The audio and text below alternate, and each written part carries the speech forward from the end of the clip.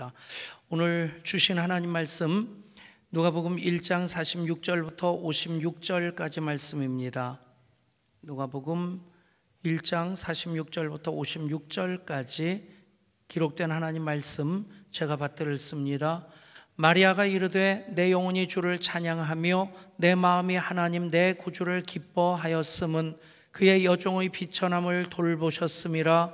보라 이제 후로는 만세의 날을 복이 있다 일컬으리로다. 능하신 이가 큰 일을 내게 행하셨으니 그 이름이 거룩하시며 긍휼하심이 두려워하는 자에게 대대로 이르는도다. 그의 팔로 힘을 보이사 마음의 생각이 교만한 자들을 흩으셨고 권세 있는 자를 그 위에서 내리치셨으며 비천한 자를 높이셨고 줄이는 자를 좋은 것으로 배불리셨으며 부자는 빈손으로 보내셨도다. 그 종 이스라엘을 도우사 긍휼히 여기시고 기억하시되 우리 조상에게 말씀하신 것과 같이 아브라함과 그 자손에게 영원히 하시리로다 하니라. 마리아가 석 달쯤 함께 있다가 집으로 돌아가니라. 아멘. 어떤 교회 청년이 새로 등록을 했는데 마침 성탄절기 설교를 하는데 목사님이 동정녀 마리아가 성령으로 잉태되어서 아기를 낳게 되었다. 그분이 바로 예수님이다. 처음 교회 나온 이 친구가 그걸 이해하기가 어려웠습니다. 그냥 뭐 어떻게 그럴 수 있나 하는 생각을 가지고 있다가 예배 마치고 나오는데 마침 목사님이 인사하려고 서신 것을 보고는 이제 목사님께 그 궁금한 마음에 질문했습니다. 아니 목사님, 처녀가 아기를 낳다니 그 일이 될 법이나 한 일입니까? 그러면서 질문을 했는데 목사님이 이 처음 교회 나온 청년이 그런 질문을 하니까 이 친구에게 어떻게 설명을 해줘야 될까 이제 좀 생각을 하는 참에 그 옆에 있던 장로님이 이렇게 말씀 한마디를 툭 던지시더라는 거죠. 아니 청년, 마리아의 남편 요셉도 가만히 있는데 왜 청년이 믿고 안 믿고 따지나? 여러분 그 말이 정말 맞지 않습니까? 마틴 루터가 재미있는 말을 했어요. 성탄절의 기적은 동정녀 마리아가 그 잉태를 해서 아기를 낳은 것보다 그 남편 요셉이 그것을 그대로 믿었다는 것이다. 전자는 하나님께서 정말 기적으로 생명의 역사를 이루는 그 하나님의 영역이라고 한다면 요셉이 그것을 믿음으로써 성탄의 사건이 가능해졌다. 여러분 하나님 행하신 일들을 여러분 믿음으로 다 품어 안으실 수 있기를 바랍니다. 작년에는 마태복음으로 성탄 설교를 이어갔고 올해는 누가복음으로 성탄 설교를 이어갑니다. 마태복음에서 첫 번째 성탄절 가장 중요한 사건으로 초점을 맞추는 것은 동방의 박사들, 지금 그 이라크 지방이죠. 이란 지방, 이제 페르시아 지방에서 거의 2000km나 되는 먼 거리를 동방의 박사들이 여행하고 황금과 유황과 몰약을 탄생하신 아기 예수 앞에 무릎 꿇어 경배하며 드렸다는 것이 마태복음에서 강조하는 첫 번째 성탄절의 초점이라고 한다면 누가복음에서 강조하는 첫 번째 성탄절의 초점은 찬송입니다. 그 찬양, 오늘 말씀도 마리아가 수태고지 천사 가브리엘이 내가 아들을 낳을 것이니 그 이름을 예수라 하라, 내가 성령으로 잉태하여 아들을 낳을 것이라 하는 그런 수태고지를 들은 이후에 천사 가브리엘은 떠나갔지만 여전히 놀란 가슴 진정하기 어려운 상태에서 친척인 엘리사벳을 찾아 만나고 그리고 나서 이제 엘리사벳이 또 성령의 감동으로 그 찬양으로 마리아를 축복할 때 마리아가 답가처럼 부른 노래가 오늘 본문입니다. 지난주 사건에 이어지는 그 흐름을 가지고 있고 지난주 그 엄청난 일이 자기에게 이루어진다고 할 때에 주의 여종이 오니 말씀대로 내게 이루어지이다. 순종함으로 하나님 때가 참에 아들을 세상에 보내시고자 하시는 그 일을 바로 그 순종하는 여인 마리아를 통해서 이루어 가십니다.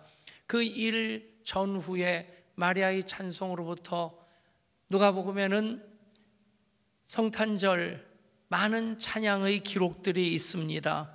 그 찬양들마다 보면 공통점이 성령의 감동으로 불려지는 찬송이라고 하는 거죠. 성령의 감동으로 부르는 찬송, 저는 그 표현을 터져 나오는 찬송이라고 하는 그런 표현이 참 적합하다 생각을 합니다.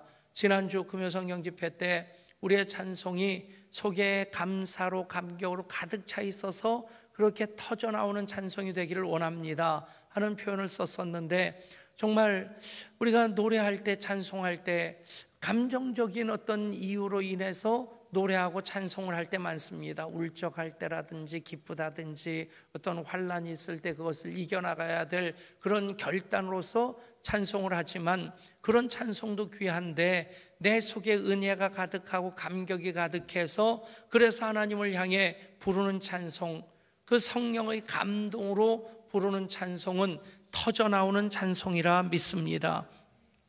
이제 오늘 읽은 마리아의 노래, 마리아의 찬가로부터 시작해서 2장에는 베들레헴 밤하늘에 울려 퍼지는 천군 천사의 찬양이 있고 화답하는 목자들의 찬양이 있고, 그리고 또 예수님의 탄생의 그 길을 예비하는 자로 세례 요한이 6개월 전에 오게 되는데, 그 세례 요한의 출생을 지켜보면서 부르는 아버지 제사장인 사가랴의 찬송도 있습니다. 그리고 2장 마지막에 죽기 전에 하나님의 그리스도를 보기 전에는 죽지 아니하리라 하는 그 예언의 말씀으로 성전을 떠나지 아니하고 지켰던 늙은 예언자 시므온이 정결 예식을 위해 예수님 그 품에 안고 마리아가 성전에 들어올 때 예수님을 품에 안고 하나님을 찬양했던 그 찬양까지 터져 나오는 찬양들이 누가복음에는 기록되어 있고, 그것이 첫 번째 성탄절 그렇게 아름답게 장식하는 그런 아름다운 모습이 됩니다. 오늘 우리가 읽은 이 말씀은 마리아의 찬송입니다. 라틴어로는 매그니피케트라고 하는 말을 쓰는데, 이것은 그냥 찬가라는 뜻이죠. 찬송 중에 찬송. 그래서 보통 찬송보다 마리아가 예수님을 잉태함으로 부르는 하나님께서 행하신 큰 일을 찬양하는 그 찬송을 매그니피케트라고 그렇게 부릅니다.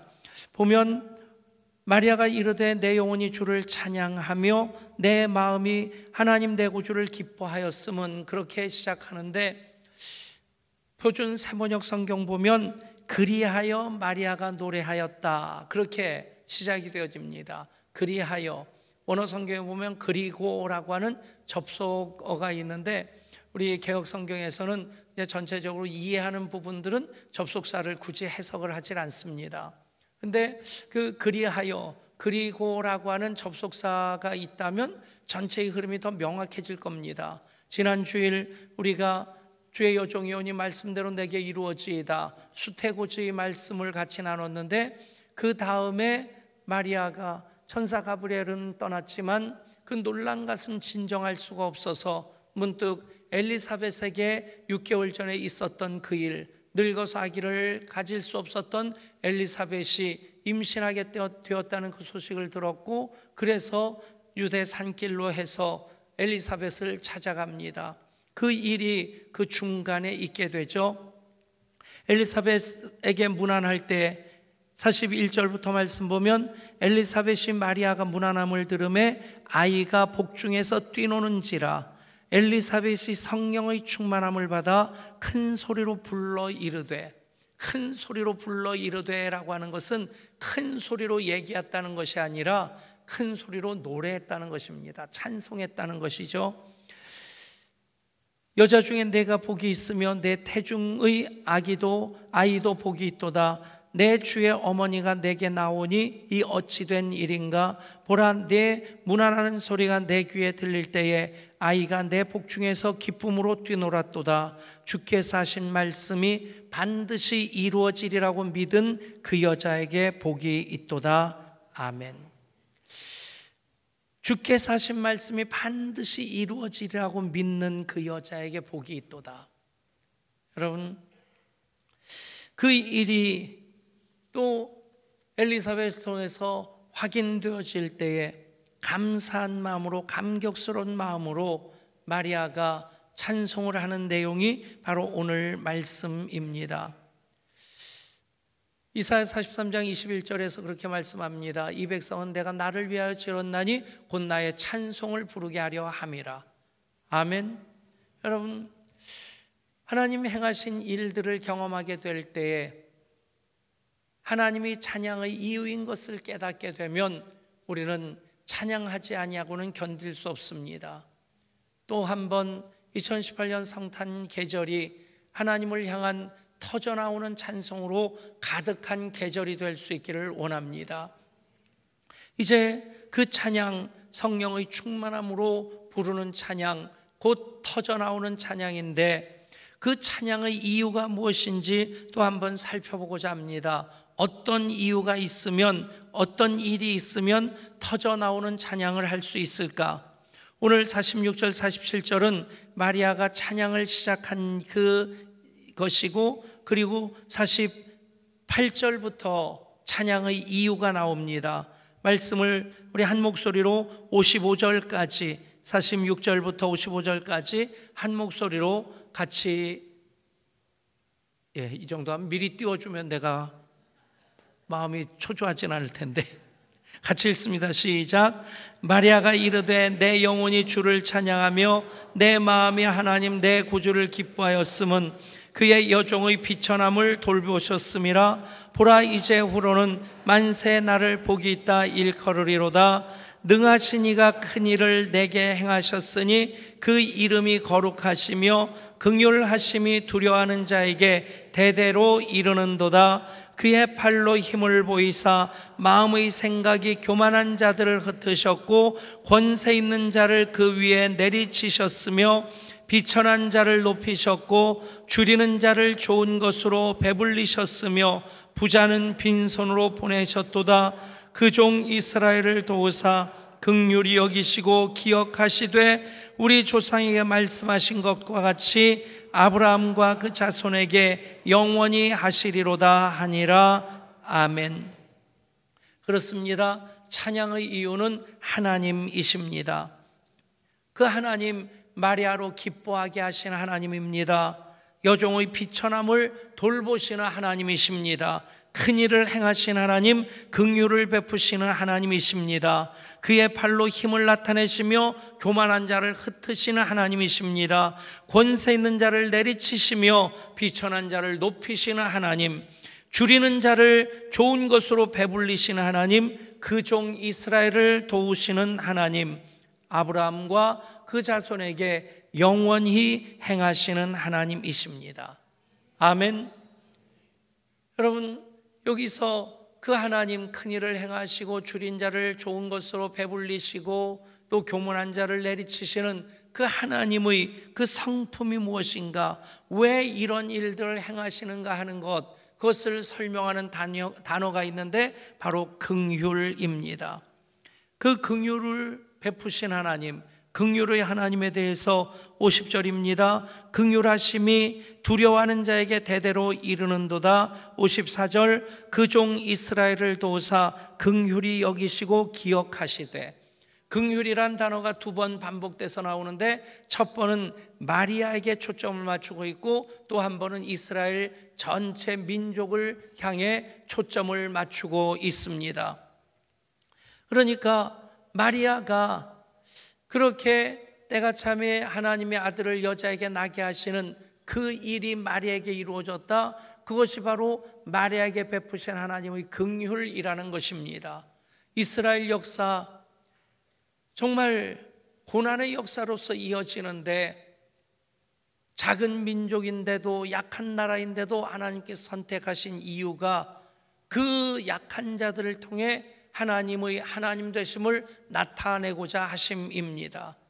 그 이스라엘을 택하시고 그 이스라엘 역사 가운데 함께 하시는 아브라함과 그 자손에게 영원히 행하시는 하나님, 그 하나님의 초점이 바로 긍휼입니다. 은혜와 긍휼이라고 하는 것은 삼촌간입니다. 굉장히 비싼 의미를 가지고 있는데 조금 더 세밀하게 들여다보면 구분이 되어지기도 합니다. 하나님의 하나님 되심이 나와 연결되어지는 고리가 은혜입니다. 하나님 창조의 하나님, 능력의 하나님, 역사하신 하나님이신데 그분이 나의 하나님이 되는 것이 바로 은혜 때문입니다. 하나님께서 은혜를 베푸실 때, 하나님이 우리 이름을 불러주시고 우리를 선택해 주실 때 우리가 하나님을 나의 하나님으로 만나게 되죠. 바로 그 은혜, 더 소중히 여기는, 더 사모하는 여러분 될 수 있기를 바랍니다. 조건 없이 주시는 선물이 은혜입니다. 죽을 수밖에 없는 우리들을 구원해 주신 것이 은혜입니다. 그 은혜를 베푸심에 대해서 우리가 감사로 화답할 때에 그것이 또 축복의 소낙비로 쏟아 내려지는 그 모습이 바로 은혜의 선순환이 됩니다. 우리가 고백하는 찬양가사 그대로 은혜 아니면 살아갈 수가 없네, 호흡마저도 다 주의 것이니 세상 평안과 위로 내게 없어도 예수, 오직 예수뿐이네. 크신 계획 다 볼 수도 없고 작은 고난에 지쳐도 주께 묶인 나의 모든 삶 버티고 견디게 하시네. 은혜 아니면 살아갈 수가 없네. 나의 모든 것 다 주께 맡기니 참된 평안과 위로 내게 주신 주 예수, 오직 예수뿐이네. 여러분, 은혜, 하나님께서 베풀어 주시는 선물입니다. 그 은혜라는 연결고리가 하나님과 나를 연결시켜주고 하나님을 나의 하나님으로 만나고 고백하게 됩니다. 그런데 이 은혜보다 조금 더 강한 뜻이 긍휼입니다. 은혜는 자격 없고 조건 없는 우리들에게 베풀어 주시는 선물이라고 한다면, 긍휼이라고 하는 것은 이제 완전히 비참함 가운데 망가진 자들에게 하나님 은혜를 베푸신 그 결과를 긍휼이라고 합니다. 이 긍휼의 하나님, 히브리어로는 엘라훔이라고 합니다. 하나님의 이름 또 하나 여러분들이 기억하시고 소중히 여기실 수 있길 바랍니다. 따라해 보실까요? 엘라훔. 엘라훔. 긍휼의 하나님입니다. 근데 이 라훔이라고 하는 긍휼이라는 뜻의 어근이 무엇이냐면, 어원이 무엇이냐면 레켐이라고 하는 단어인데, 레켐은 여성의 자궁을 뜻하고 때때로는 가슴을 뜻하기도 합니다. 어떤 의미겠습니까? 아이를 태중에 품어서 해산하는 수고까지 하고는 가슴에 품어 젖을 먹여 그 아이를 키웁니다. 그러니까 이 레켐이라고 하는 것은 아이의 생명을 존재케 하는 그 사랑을 얘기하는 겁니다. 여러분, 라훔이 레켐에 근거한 말이다. 긍휼의 하나님, 우리를 포기할 수 없는 사랑으로 사랑하시는 하나님이십니다. 더더군다나 성경에서는 단지 긍휼의 하나님, 엘라훔으로만 말씀하는 것이 아니라 긍휼에 풍성하신 하나님이라고 여러 번 반복되어집니다. 하나님, 기본적인 은혜 주시는 것으로 내 할 일 다 했다, 손 털고 지켜보시는 분이 아니시라 은혜 위에 은혜를 더하시는 하나님이십니다. 아멘. 엘라훔, 긍휼의 하나님은 기본적인 긍휼만 베푸시는 하나님이 아니시라 긍휼에 풍성하신 하나님이심을 믿으시기를 바랍니다. 그 긍휼에 풍성하신 하나님을 마리아가 만났습니다. 그래서 마리아가 찬양합니다. 그래서 마리아의 찬양이 터져 나오는 찬양이 됩니다. 그의 여종의 비천함을 돌보셨습니다. 마리아도 이미 구약에 예언된 하나님의 메시아 예언을 다 알고 있었습니다. 그리고 그 사모하는 마음이 그 누구보다 특심했습니다. 그래서 오늘 마리아의 찬가라고 하는 이 말씀이 구약 사무엘의 어머니인 한나가 사무엘을 하나님께서 허락해 주셨을 때 불렀던 한나의 노래와 많이 비슷한 내용이 있습니다. 그만큼 마리아는 사모하는 마음 간절했는데 그 일이 내게 이루어졌다. 여러분, 때때로 제가 그런 고백을 합니다. 제가 어떤 탁월한 능력이 있고 학식이 있는 사람으로서 목회를 한다면 솔직히 이런 고백이 좀 약할 수도 있을 텐데 저는 굉장히 부족한 사람이라는 고백을 합니다. 교회 개척하고 지금까지 오면서 또 많은 것을 준비하고 갖춘 상태에서 오지 않았습니다. 그런데 하나님께서 그 일을 하셨을 때 그 감사와 감격이 더 소중하고 그 생각할 때마다 눈물이 빙 돌기도 합니다. 마리아의 마음이 바로 그런 마음 아니었을까?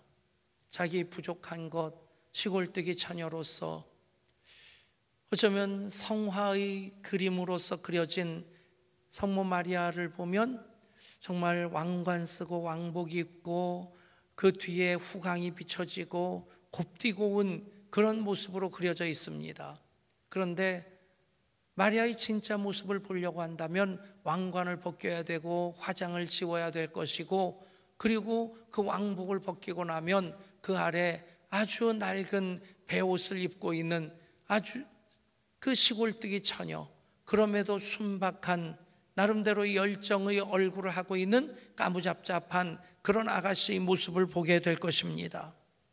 여러분, 마리아가 메시아 예언의 말씀을 알고 있었고 마리아도 그 사모하는 마음 간절했는데 그 은혜가 나에게 임했다. 그것을 생각할 때 그 감격이 얼마나 컸겠습니까? 그의 여종의 비천함을 돌보셨습니다.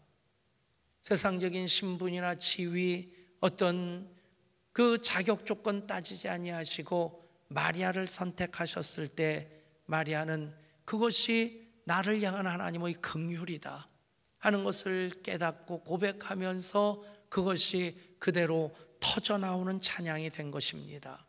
찬양의 이유는 하나님이십니다. 그 하나님은 긍휼의 하나님이십니다. 그 하나님 역사하심으로 사랑하는 여러분, 2018년 성탄 계절 여러분들 입속에서도 터져나오는 찬송이 하나님께 올려드려질 수 있기를 소원합니다. 그렇다면 마지막 말씀을 마무리하면서 다시 한번 왜 마리아일까를 생각해 봅니다. 갈라디아서 4장 4절에서 때가 차면 하나님이 그 아들을 여자에게 나게 하시고 그렇게 말씀합니다.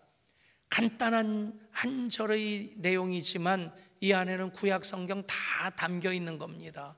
하나님께서 천지를 창조하시고 에덴 동산에서 하나님의 형상대로 지음받은 그 아담과 하와로 더불어 영원히 살기를 원하셨는데 불순종함으로 그들이 타락하게 되고 실낙원, 낙원에서 쫓겨나게 됩니다. 그리고 그들이 자리를 정한 곳이 에덴의 동쪽, 가인이 살던 곳, 그곳에 살인이 있었습니다. 라멕은 자기를 상처 입히는 사람을 죽이고도 오히려 당당하게 요만큼도 양심의 가책 없이 그렇게 자기 자신을 이게 변명하는 이야기를 장광설을 늘어놓을 정도로 그런 상황에서 하나님 포기할 수 없는 그 사랑으로 그 긍휼로 인류를 구원하시고자 하시는 그 일을 쭉 준비해 오신 겁니다. 바야흐로 때가 찼을 때 하나님이 그 아들을 여자에게 나게 하셨습니다. 한번 이렇게 생각해 볼 수 있지 않겠습니까? 그때까지 이 지구상에 살았던 여자의 수가 몇 명이겠습니까? 몇십억은 좋게 되지 않겠습니까? 아니, 바로 마리아가 유대에 사는 그 당시에 유대 땅에 사는 여자만 하더라도 수십만 명은 좋게 되지 않겠습니까? 그 중에 왜 마리아일까? 여러분, 하나님께서는 언제나 하나님의 일을 하실 때 준비된 사람을 통해서 일하십니다. 하나님께서 마리아의 믿음을 보셨고 그 순종을 보셨고 그 겸손을 보셨기 때문입니다. 겸손이라고 하는 것, 그 믿음을 지식으로 객관화하는 것이 아니라 겸손하게 하나님 앞에 무릎 꿇을 때에 그 믿음이 하나님의 전능하심을 신뢰하는 믿음으로 내 속에 자리 잡게 됩니다. 겸손한 믿음이 중요합니다. 믿음이 있다고, 조금 사역했다고, 은혜 받았다고 겸손을 잃어버리면 어느 순간 아무것도 아닌 것이 됩니다. 이번에 성지순례 갔을 때 예수님 탄생교회 베들레헴에 있는 교회를 방문했는데 그 교회 문이 겸손의 문입니다. 이렇게 생겼습니다. 보면 네모나게 돌로 만든 저 문이 겸손의 문인데 높이가 1m 한 20 정도 됩니다. 그런데 자세히 보면 그 위에 아치로 이렇게 만들어진 표시가 있지 않습니까? 원래의 문의 크기는 그만했었고, 조금 멀리서 보면 또 한 장의 사진을 보여주시면 저기 큰 네모가 있습니다. 원래는 저게 문이었다고 그래요.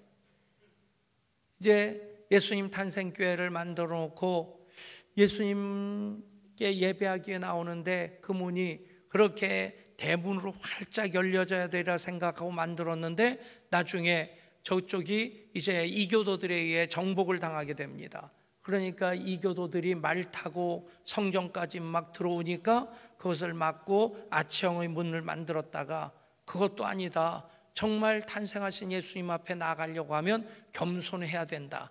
그래서 누구든지 머리를 숙이고 들어가야 되는 겸손의 문을 그렇게 작게 만들었는데 그 문의 이름을 겸손의 문이라고 붙이는 겁니다. 어떤 목사님이 가보니까 거기에 포스트잇이 하나 붙어 있더래요. 거기에 뭐라고 써 있냐면 머리 조심. 아마 한국인 가이드가 일일이 말하기가 좀 귀찮으니까 아예 써서 이게 붙여놓고, 여러분, 믿음, 능하신 이의 큰 일을 경험하고자 하는 그 믿음, 내가 그 믿음의 소유자 되기를 원한다면 겸손한 믿음이 되어야 됩니다. 겸손과 교만의 차이가 무엇입니까? 돈 많은 사람은 교만하고 가난한 사람은 겸손합니까? 아니더라고요. 한때는 갑질이란 말이 유행하더니 요즘은 을질이라는 말이 또 유행하더라고요. 없는 사람들이 또 있는 게 있습니다. 성깔이 있습니다. 그래가지고 보면 가난한 사람이라고 겸손하지도 않고요, 부자라고 또 겸손하기 더 어려운 생각이 들고요. 왜 그럴까? 타락한 사람의 본성입니다. 여러분, 긍휼의 하나님을 만나면 겸손한 믿음을 갖게 됩니다. 그렇게 겸손한 믿음으로 왜 나입니까? 항의하고 거절할 수 있었겠지만 주의 여종이 오니 말씀대로 내게 이루어지이다. 그 겸손한 믿음으로 준비된 마리아를 하나님 선택하십니다. 그것이 때가 참에 하나님이 그 아들을 여자에게 낳게 하신 일입니다. 그 겸손한 믿음이 꽃길을 걷는 것 아닙니다. 처녀로서 아기를 잉태할 그 순간부터 그 아기를 키우면서 계속 손가락질 감수해야 됐을 것이고요, 물론 남편 요셉이 그것을 막아주기는 하지만 마지막에 아들이신 예수님이 십자가 달려 죽으시는 그 장면까지 그것을 지켜보는 마리아의 눈에서 피눈물이 나지 않았겠습니까? 십자가에서 내려진 예수님 품에 안은 성모 마리아의 모습을 그린 그림을 피에타라고 합니다. 조각으로도 만들어졌는데 그 유명한 조각이 미켈란젤로의 피에타입니다. 정말 그 슬픔, 비통함, 라틴어로 그 슬픔이란 뜻이, 비통이란 뜻이 피에타인데, 하나님께서 인류 구원을 위해서 그 일을 이루셨음에 주저앉아 펑펑 울 수도 없고, 그러나 육신의 어머니로서 그 아들의 죽음을 지켜봐야 되는 그 어머니 마리아가 예수님의 시신을 안고 있는 그 표정, 가장 깊은 비통의 모습입니다. 여러분, 겸손한 믿음으로 살아가는 그 삶을 우리는 헌신이라고 합니다. 헌신에 대한 합당한 얘기가 있어 소개합니다. 11세기 독일의 황제 헨리 3세, 그 당시에는 프러시아라고 불려질 때입니다. 이 헨리 3세는 믿음이 굉장히 독실했고 또 황제로서 나라를 다스리는데도 많이 힘들었고, 그래서 수도사가 되기를 원하고 그 유명한 수도원을 찾아갑니다. 리처드라고 하는 원장이 황제를 맞습니다. 황제가 수도원을 찾아왔다는 것도 깜짝 놀랄 일인데 원장 앞에 무릎을 꿇고 자기가 수도사가 되기를 원한다고. 그러자 이 수도원장이 놀라서 얘기를 합니다. 혹시 황제 폐하께서 수도원에 들어오시면, 수도사가 되면 지켜야 될 계율이 많이 있다는 것을 알고 계십니까? 예, 알고 있습니다. 그러면 그 계율을 다 지킬 자신이 있습니까? 예, 노력을 하겠습니다. 그때 리처드 수도사가 그런 말을 합니다. 황제시여, 이제 왕궁으로 돌아가셔서 나라와 국민을 사랑하는 마음으로 성실히 섬기십시오. 그것이 바로 황제께서 순종해야 될 일입니다. 순종하겠노라고 결단을 했기에 황제는 일어나서 왕궁으로 돌아갑니다. 오랜 세월 후에 헨리 3세가 하나님 품에 안겼을 때 온 국민들이 슬퍼하면서 묘비를 세우고 묘비명을 이렇게 적어 놓습니다. 나라와 백성을 성실하게 섬겼던 황제가 여기 잠들다. 사랑하는 여러분, 겸손한 믿음으로 헌신하는 영역은 교회 울타리 안으로서 해당되는 것 아니고 여러분 가정과 일터를 섬기는 것, 그것 또한 헌신입니다. 당연히 그 헌신은 예배로부터 시작돼야만 합니다. 예배 불시 2018년 우리의 결단이 2019년 20주년 맞이하는 예향교회 또 한번 때가 참에 하나님 이루시는 그 일이 우리 교회 안에 이루어지게 될 줄 믿습니다. 겸손한 믿음으로 헌신한 여러분들을 통해 또 한번 하나님 때가 참에 하나님 이루고자 계획하신 그 일을 이루시는 바로 그 일이 될 줄 믿습니다. 왜 마리아일까? 그것이 고개를 갸웃거리는 것이 아니라 왜 마리아일까? 왜 예향교회일까? 왜 나일까? 감사히 고백이 될 수 있기를 간절히 소원합니다. 하나님, 2019년 우리가 준비하는 과정 속에 마리아를 통해서 이루신 때가 참에 하나님 여자에게 아들을 낳게 하신 그 일을 앞에 우리 서게 하시고 그 일에 대해 결단할 때에 이제 그것이 2018년 성탄에 우리들에게 주시는 하나님의 선물이 되게 하여 주옵소서. 긍휼의 하나님, 긍휼의 풍성하신 하나님, 마리아를 통해 그 일을 이루셨습니다. 때가 참에 하나님이 그 아들을 여자에게 낳게 하신 일입니다. 그 일이 20주년 맞이하는 예향교회 예배 헌신하는 겸손한 믿음으로 헌신의 삶을 살아가는 모든 예향 가족들을 통해 이루어지게 하여 주시옵소서. 우리 주 예수 그리스도 이름으로